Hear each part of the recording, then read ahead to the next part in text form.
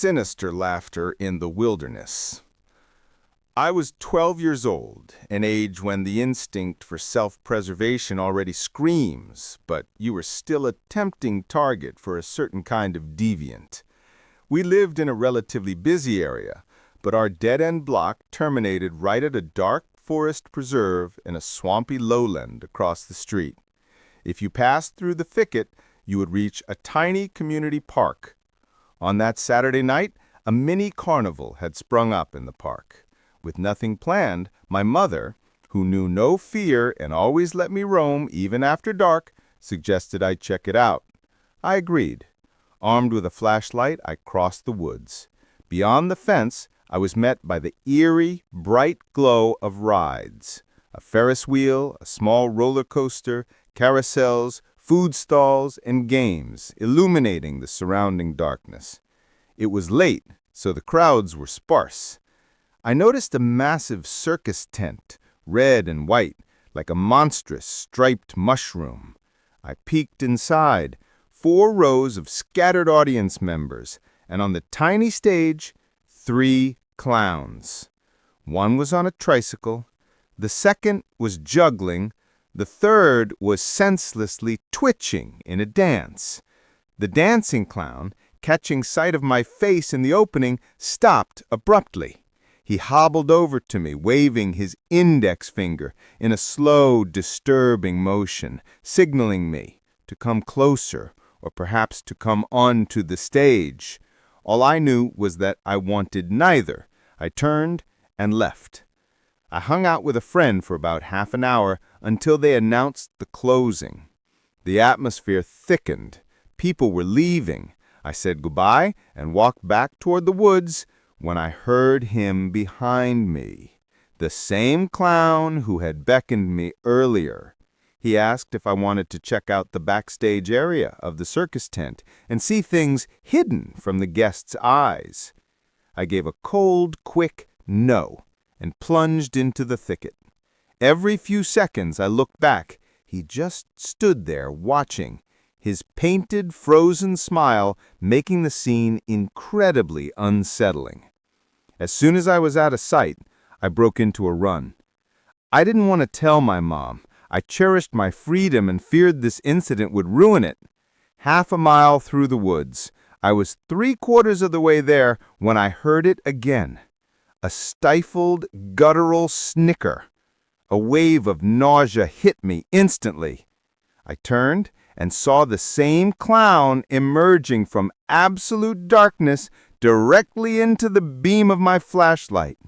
When he was close enough, I hurled the light at him and, like a maniac, bolted toward my house. His footsteps hammered behind me until the road became visible.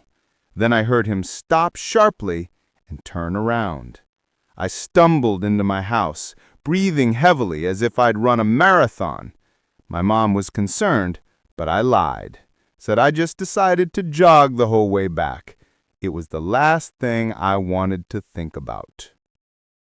The Silent Stalker in November.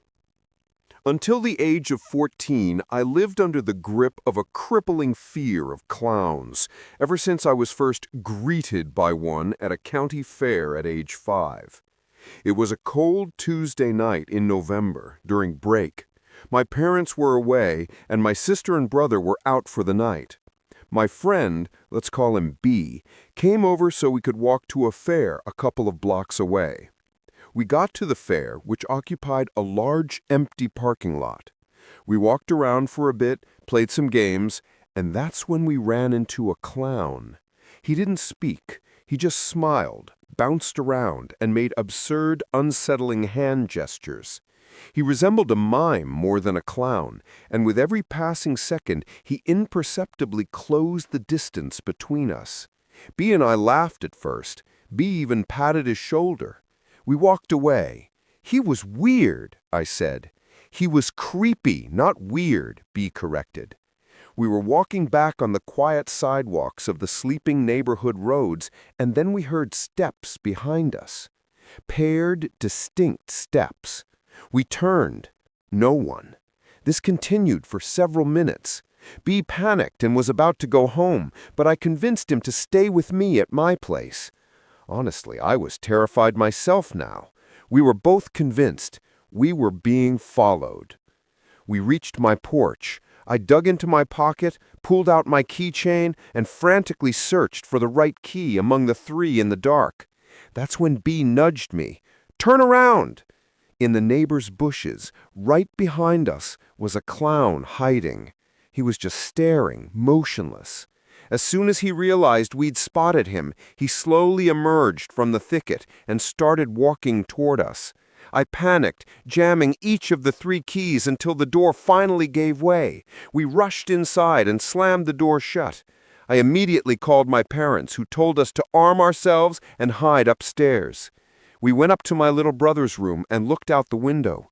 The clown was standing in our driveway. He was staring straight up at the window we were at, as if waiting for us. I drew the blinds. We both ducked down, breathing heavily, consumed by panic.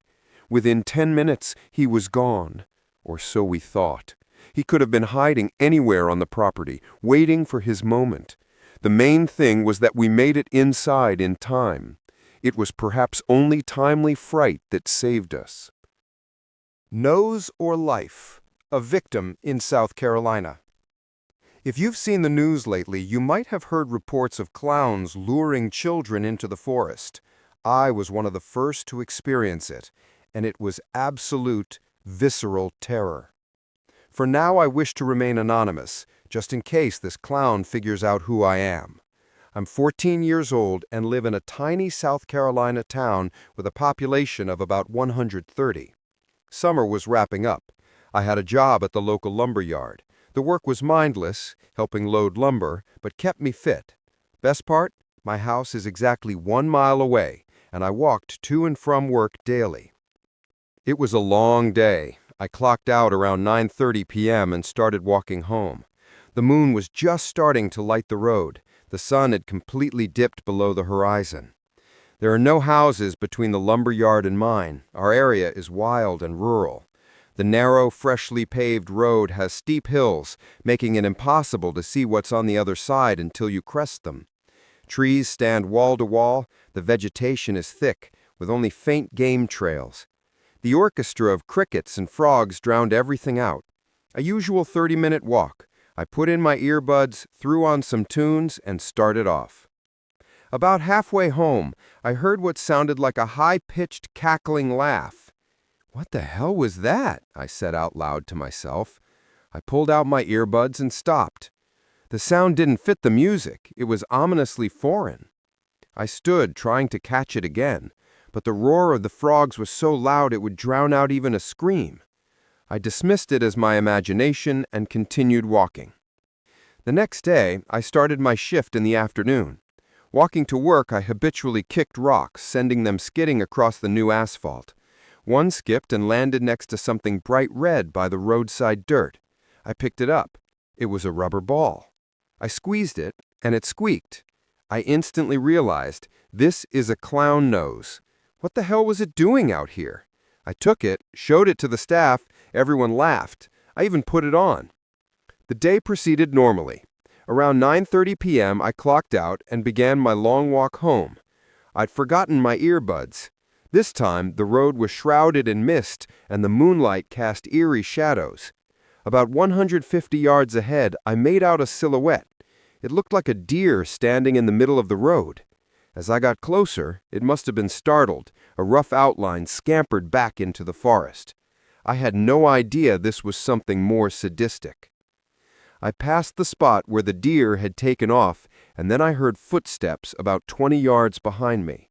Strange. Deer don't return after being scared off. Before I could look back, I heard, "Hey there." I turned my head.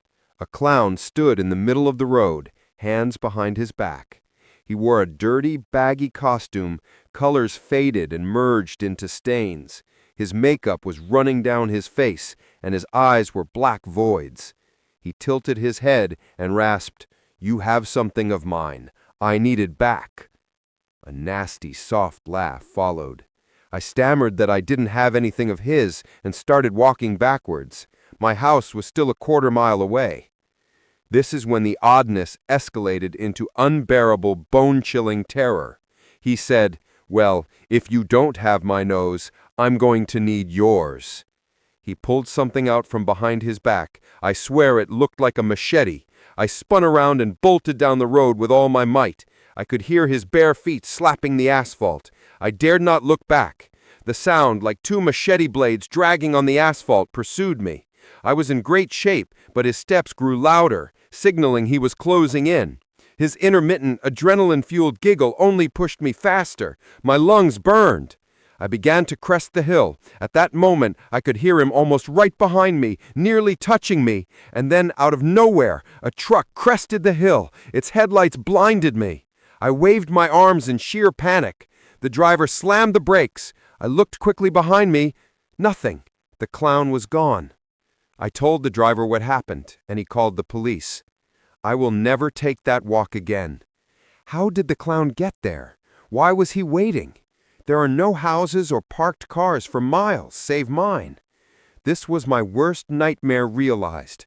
Now I've found out this is happening to more people. Clowns hiding in the woods, stalking. Is this a cult? A group of scary maniacs? I don't know, but I do know that I'll never be able to walk in the dark or see clowns the same way again.